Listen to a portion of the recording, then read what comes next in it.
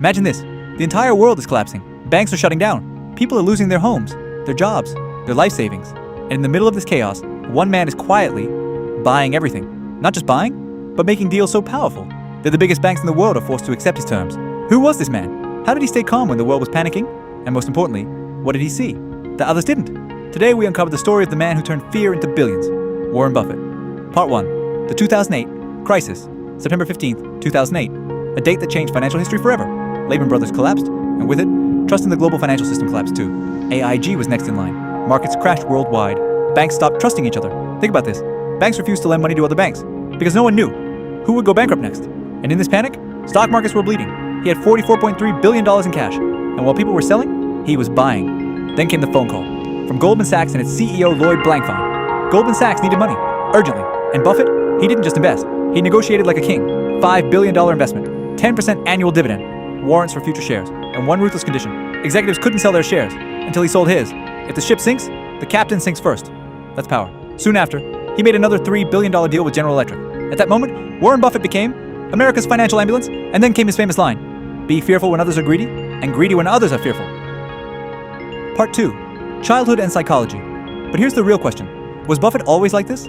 Let's go back to 1930, the Great Depression, the worst economic collapse in history. This is when Warren Buffett was born. His father was a stockbroker in a time when stocks meant disaster. Inside his home, there was fear. Outside, there was economic chaos. And this shaped Buffett's psychology forever. He made a silent decision: I will become so rich that I never have to depend on anyone. Part 3. First business and early signs. At the age of 6, while other kids were playing, Buffett made his first business deal. He bought Coca-Cola bottles for 25 cents and sold them for 30 cents. 5 cents profit. But for him, it wasn't money. It was a discovery. The concept of arbitrage. Later, he ran multiple small businesses. Newspapers, stamps, golf balls. But his genius move? Pinball machines? At 15, he built a mini empire and sold it for $1,200. That money bought him a farm. At 15, he was earning more than his teachers. Part 4. Rejection and turning point. But then came rejection. Harvard Business School rejected him. That moment broke him, but it also redirected him. He joined Columbia University, where he met his mentor. Benjamin Graham taught him one thing: buy undervalued companies. Buffett mastered it, but life had another twist. Even Graham rejected him for a job. Again, but Buffett didn't quit. Part 5. Berkshire mistake. Then came the biggest mistake of his life: Berkshire Hathaway, a dying textile company. He bought it out of anger.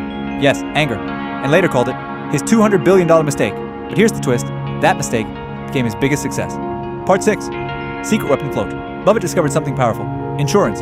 Companies like Eco Insurance gave him float, money that wasn't his, but he could invest, interest-free capital. This was his secret weapon. Part 7. Charlie Munger shift. Then entered a game changer: Charlie Munger. He changed Buffett's thinking forever, from buying cheap companies to buying great companies. That one shift created billions.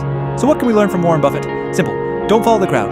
Think long-term. Stay calm in chaos, because real wealth is not built in comfort. It is built in fear. And maybe, just maybe, the next time the world panics, you'll remember this story, and instead of running away, you'll step forward.